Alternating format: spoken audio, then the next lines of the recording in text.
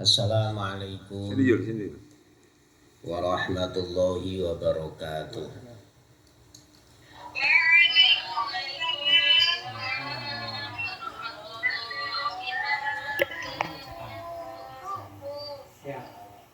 A'udzu billahi minasyaitonir rajim. Bismillahirrahmanirrahim. Nahmaduhu wa nasta'inuhu wa nastaghfiruh. Subhanaka la ilma lana illa ma 'allamtana innaka antal alimul hakim. Rabbi shrah li sadri wa yassir li amri wahlul 'uqdatam min lisani yafqahu qawli. Rabbi shrah li sadri wa yassir li amri wahlul 'uqdatam min lisani yafqahu qawli. Qala mu'allif rahimahullah. Babu sholatil idaini wal kusufi wal istisqai. Para jamaah rahimakumullah,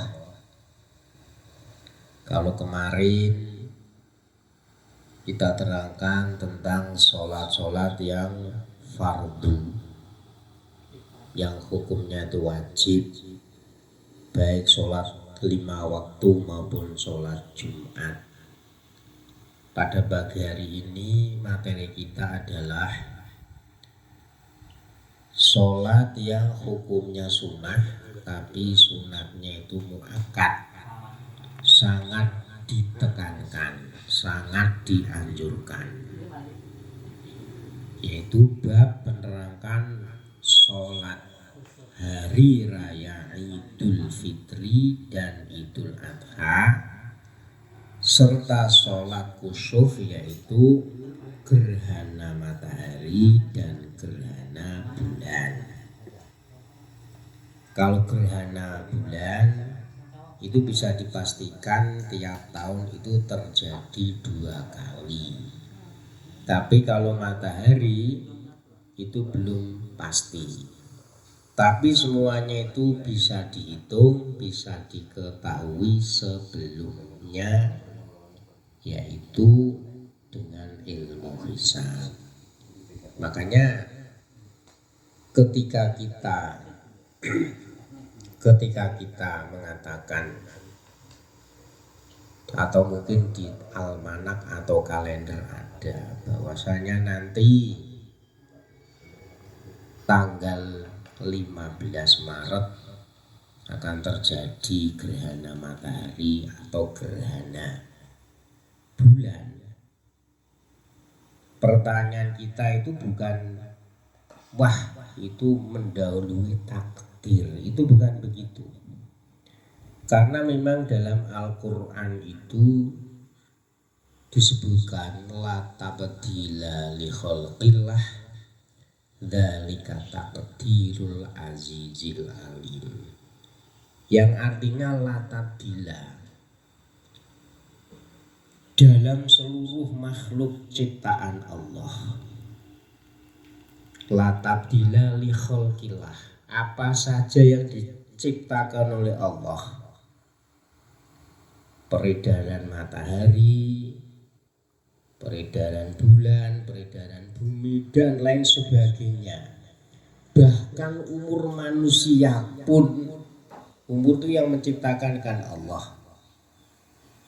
Itu la tabdila, tidak ada sedikit sama sekali geser atau pergantian. Kesimpulannya, terjadinya gerhana matahari pun bisa dihitung, bukan diprediksi tapi dihitung, dipastikan. Terjadinya gerhana bulan pun juga bisa dihitung, bukan diprediksi. Kalau diprediksi itu kan kira-kira, tapi ini dipastikan, la tabdila. Jadi kalau ada Al-Quran itu dahulunya itu kata-kata nafi, la itu pasti. La tabdila li khalqillah itu pasti, dalam apa saja yang diciptakan oleh Allah itu tidak ada yang geser, tidak ada pergantian sama sekali. Nah, misalnya seperti umurnya Sukron itu 41 tahun misalkan, itu pasti dan itu bisa dihitung. Dulu saya juga pernah belajar namanya kitab Syamsul Ma'arif, tapi oleh kiai saya tidak dibaca karena nanti kalau itu dibaca dan saya mengerti, ini sedikit-sedikit menghitung umurnya seseorang, ini nggak boleh. Kalau istilahnya itu ilmu hakikat atau ya ilmu hakikat itu nggak boleh karena nanti sifat kemakrifatan kita itu akan hilang kalau sedikit-sedikit itu kita diberi kelebihan seorang. Nanti umurmu segini, rezekimu segini, itu rahasia Allah dan itu tidak boleh. Andaikan kita mengerti, tidak boleh untuk diberitakan atau dihabarkan. Jadi hal-hal yang sifatnya itu ciptaan Allah itu bisa dipastikan, bisa dihitung gitu loh. Jadi kalau kita tahu gerhana matahari atau gerhana rembulan untuk 25 tahun mendatang, itu tidak mendahului kehendak Allah. Itu karena semuanya itu bisa dipastikan, bisa dihitung. Kalau hitung kan itu nanti itu pasti. Nah, ini tadi yang hubungannya dengan sholat gerhana matahari dan gerhana bulan. Kemudian berarti itu sudah 4, Idul Fitri, Idul Adha, kemudian gerhana matahari dan gerhana bulan, dan yang nomor 5 yaitu al-istisqa, sholat istisqa. Sholat istisqa ini adalah sholat meminta, ya semuanya itu kita minta wasilah dengan sholat istisqa, minta diturunkan hujan. Dan ini kelima-limanya ini hukumnya adalah sunnatun muakkadatun likulli insanin, bagi siapa saja, ya tentu yang sholat itu ya orang Islam. Ini sangat dianjurkan sekali. Makanya Idul Fitri, Idul Adha kok kita itu tidak sholat, itu sangat iman sekali. Wal afdolu lin nisa'i fi'luha fil buyuti walir rijali fi'luha fil masjidi in wasi'an nasa wa illa fa fis sohroi. Keafdolan atau kesunatan melakukan sholat Idul Fitri, Idul Adha, sholat gerhana matahari, gerhana bulan, kemudian sholat istisqa, ini ya juga disunahkan bagi wanita, juga disunahkan bagi lelaki. Cuman kalau kesunahannya ini wanita itu istilahnya kalau kemainnya itu ya terlalu genit lah. Itu afdolnya itu di rumah. Tapi kalau tidak genit itu ya tetap disunahkan tuh bersama-sama di masjid. Tapi kalau laki-laki tidak boleh. Jadi walaupun sholat-sholat yang saya sebutkan tadi itu sunnah dilakukan sendiri, tapi afdolnya tetap berjamaah. Karena sholat-sholat tersebut itu sebagai pertanda syiarnya agama Islam. Jadi nadhuron ila annaha min sya'airil islami. Jadi mengapa demikian sangat ditekankan atau sunat muakkad, karena itu diantara syiar-syiarnya cara wong Jawa ki gumuk biari memperlihatkan kebesaran Islam. Tapi kita bicara masing-masing atau pribadi, likuli insanin, pribadi ini bicaranya itu pribadi bukan secara umum. Kalau secara pribadi wanita itu kalau genit istilahnya kalau datang menimbulkan fitnah itu baiknya tuh sholatnya di rumah. Sholat Idul Fitri di rumah. Ini baiknya. Tapi kalau punya suami, punya anak, nah ini tetap disunahkan tuh di masjid. Tapi syaratnya itu masjidnya tuh besar, masjidnya tuh muat. In wasi'an nasa. Tapi kalau masjidnya ini tidak muat, kapasitasnya 500, yang datang 1000 atau lebih, maka sholat Idul Fitri, Idul Adha, gerhana matahari, gerhana bulan, dan sholat istisqa ini sunnahnya atau afdolnya itu ditempatkan di tempat yang lapang. Sohroi itu artinya tempat yang lapang. Yang lapang wis pokoknya yang penting ning njaba. Tempatnya itu luas, entah itu di lapangan, entah itu di halaman toko, di halaman lapangan dan seterusnya. Itu namanya sohro atau tempat yang lapang. Ya mengapa demikian? Ya karena itu tadi li'annaha min sya'airil Islam. Wa yusolli kulla idin rok'ataini yukabbiru qoblal qiraati fil ula sab'a takbiratin ghairu takbiratil ikhrami wa fis saniyati khamsan ghairu takbiratil qiyami. Wa yajibu ta'yinu Idul Fitri min Idil Adha fi niyatis sholati. Sekarang teknisnya atau tata caranya sholat Idul Fitri dan Idul Adha. Nah, sholat Idul Fitri dan Idul Adha itu tata caranya sama, hanya dibedakan niatnya. Jadi apa itu namanya yajibu ta'yinu Idul Fitri min Idul Adha, hanya niatnya saja yang beda. Niatnya itu adalah usolli sunnata Idul Fitri, usolli sunatan Idul Adha, rok'ataini. Ya kalau makmuman ya makmuman lillahi ta'ala. Dan tentu niat ini tidak diucapkan. Kalau diucapkan ya berarti itu di luar takbiratul ihram. Andaikan diucapkan itu usolli sunnata Idul Fitri, usolli sunnata Idul Adha, Allahu Akbar. Jadi niat itu ya di dalam hati, bukan ucapan. Makanya kalau ada orang mengatakan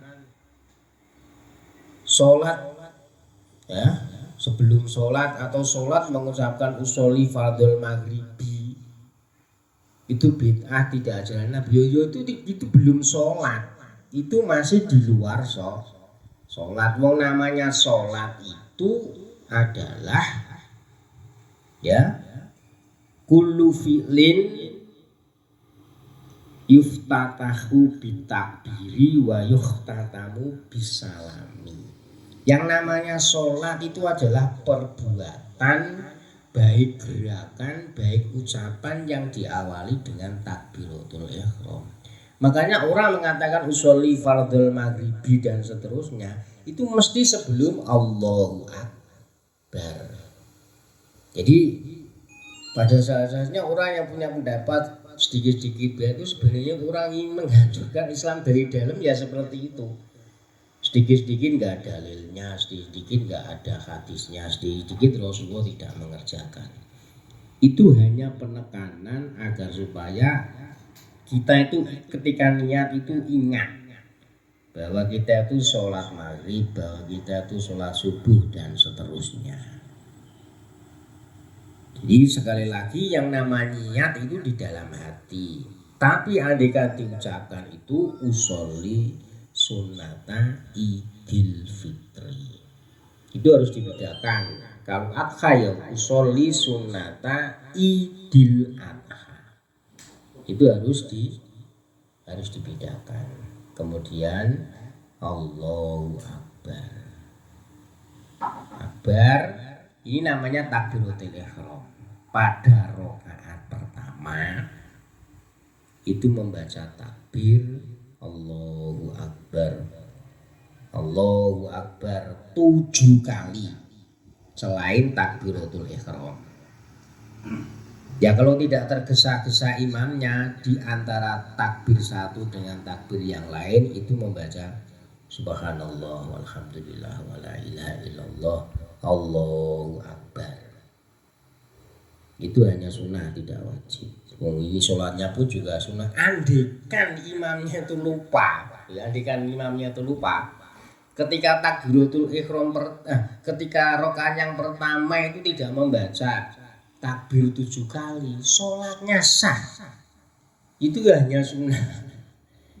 Jadi membaca 7 kali takbir itu sunnah. Andi kan membacanya itu hanya Allahu Akbar takbiratul ihram, lalu tidak membaca takbir 7 kali, sholat Idul Fitri, Idul Adhanya itu sah. Kanya itu sunnah. Nah ini ya kadang-kadang ya mungkin kita tidak belajar, wah itu imamnya itu apa lupa ya, sholatnya masa ya. Ya kadang-kadang namanya imam juga manusia itu lupa, tapi yang penting lupa tapi ketika itu sesuatu yang sunnah itu tidak dipermasalahkan. Jadi sholat Idul Fitrinya, Idul Adhanya tetap sah walaupun pada rakaat pertama imamnya tidak membaca takbir 7 kali. Ya. Kemudian dalam dalam rakaat yang kedua, ya, wa fisaniyati khamsan ghairu takbiratil qiyam. Pada rakaat yang kedua yaitu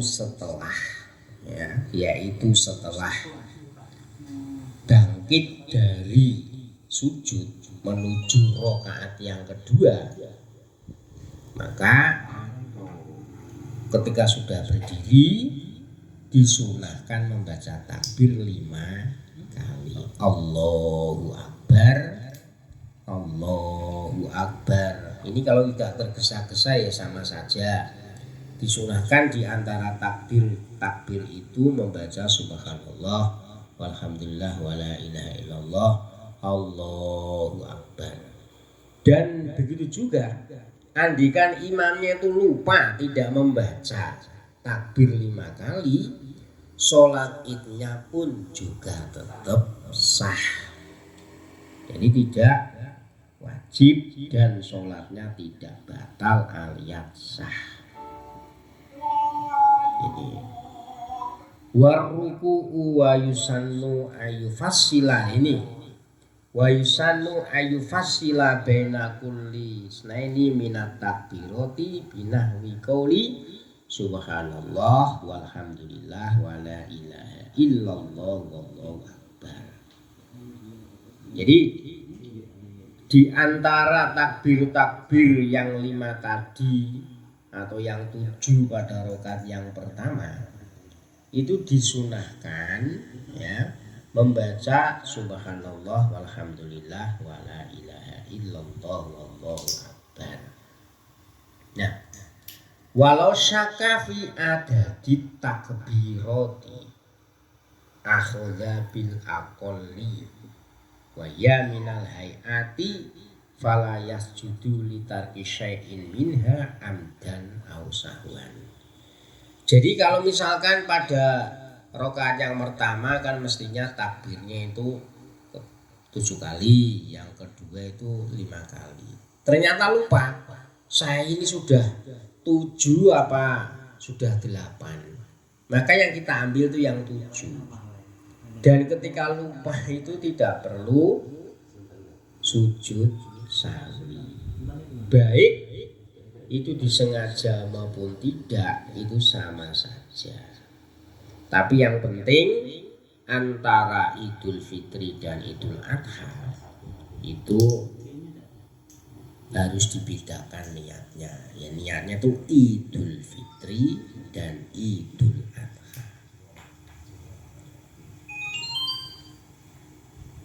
Wa yusannu ba'daha lil jama'ati khutbataini ka khutbatayil jum'ati lakinnahu yukabbiru fi awalil ula tis'ata birotin mutawaliyatin wa fi awalis saniyati sam'an kadzalik. Kemudian setelah sholat Idul Fitri atau Idul Adha 2 kali 2 rakaat, maka setelah itu disunahkan khutbah Idul Fitri atau Idul Adha. Jadi ini bedanya. Mengapa kalau sholat Jumatnya atau khutbahnya itu di depan? Kalau sholat Idul Fitri dan lain sebagainya, kusuf, gerhana, dan istisqa, ini khutbahnya di belakang. Karena khutbah Jumat itu termasuk rukun atau syarat daripada sahnya sholat Jumat. Tapi kalau khutbah Idul Fitri dan lain sebagainya, ini tidak menjadi syarat sahnya sholat Idul Fitri atau Idul Adha. Makanya khutbahnya itu setelah sholat. Jadi andaikan mengadakan sholat Idul Fitri atau Idul Adha itu di lapangan atau di masjid, setelah sholat kemudian pulang nggak ada khutbah, itu nggak masalah. Sholat idnya itu tetap sah. Karena khutbahnya itu hukumnya itu sunnah. Jadi misalkan biasanya ada orang itu agak saklek setelah sholat Idul Fitri langsung pulang, ya nggak apa-apa. Karena khutbahnya itu sunnah istilahnya. Tapi kalau khutbah Jumat itu hukumnya wajib. Khotib harus memperdengarkan 40 orang, dalam arti suaranya keras. Sekalipun toh jamaahnya itu tidak mendengarkan misalkan, tapi kewajiban khotib ini adalah mengeraskan suaranya. Karena khutbah dalam sholat Jumat itu hukumnya rukun dan syarat, jadi harus dilaksanakan. Sedangkan kalau khutbah sholat Idul Fitri itu hukumnya adalah sunnah. Makanya misalkan ayo bareng-bareng kita mengadakan sholat Idul Adha atau Idul Fitri, tapi gak ada yang pinter khutbah misalkan, ya gak kasih khutbah gak apa-apa. Karena khutbah itu hukumnya sendiri sunnah. Kemudian dalam khutbah Idul Fitri atau Idul Adha itu sama seperti khutbah Jumat, dalam arti dilaksanakan ada khutbah yang pertama dan khutbah yang kedua. Seperti syarat-syarat dan rukunnya. Rukunnya diantaranya ya suci dari syaratnya suci, tempatnya dari najis, pakaiannya, badannya. Harus duduk di antara 2 khutbah.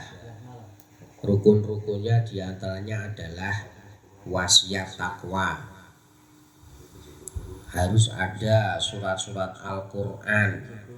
Kemudian dalam khutbah yang kedua harus ada doa, mendoakan kepada seluruh umat muslimin muslimat. Cuman kalau khutbah Idul Fitri atau Idul Adha itu disunahkan pada khutbah yang pertama, sebelum khutbah itu membaca takbir 9 kali berterusan, dalam arti jangan sampai dijeda agak lama. Allahu Akbar, Allahu Akbar, Allahu Akbar. Ini namanya mutawaliyah, berterusan 9 kali. Kemudian ketika khutbah yang kedua setelah duduk itu disunahkan membaca takbir 7 kali. Misalkan khutbah Idul Fitri, Idul Adha tidak membaca takbir 9 dan 7 kali, ya tidak apa-apa. Karena itu hukumnya sunnah dan itu khutbahnya sah-sah saja. Wa ayyukabirun nasu fi Idul Fitri min ghurubi syamsi ila akhiri yaumin min Ramadhana ila dukhuli ila duhulil imami fi sholatil idi.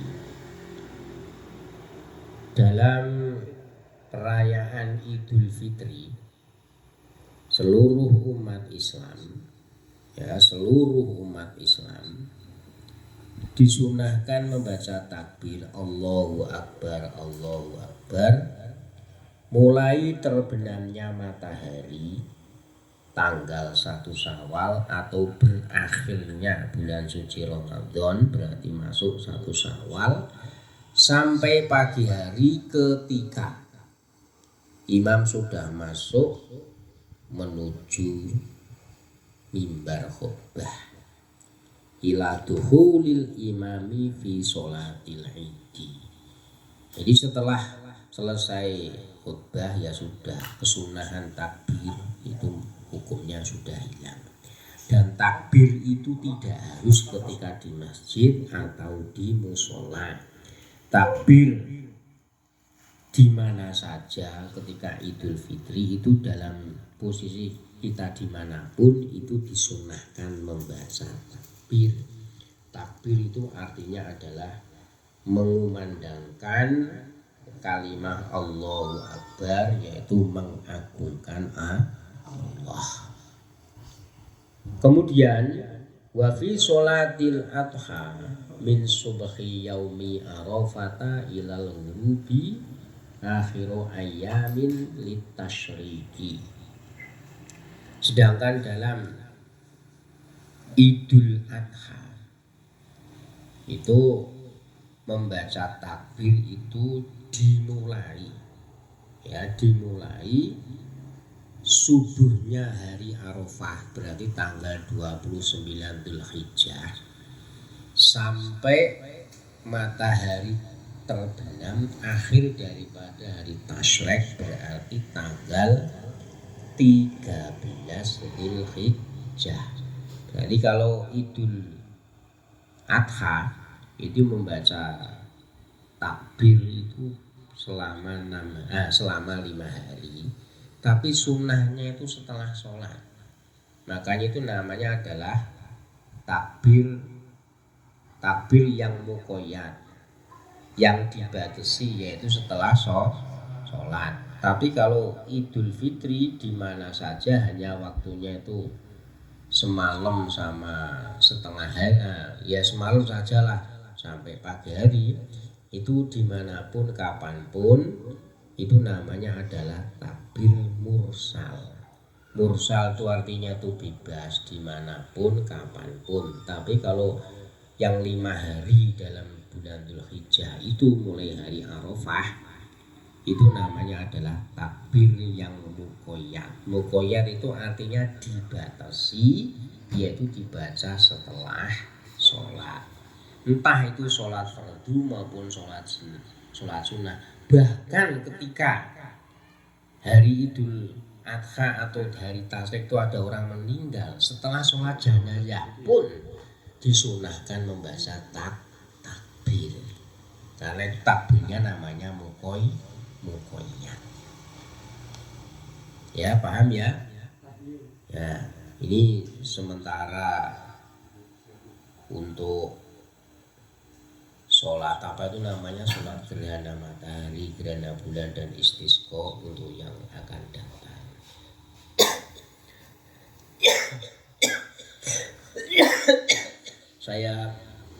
Saya lanjutkan sedikit.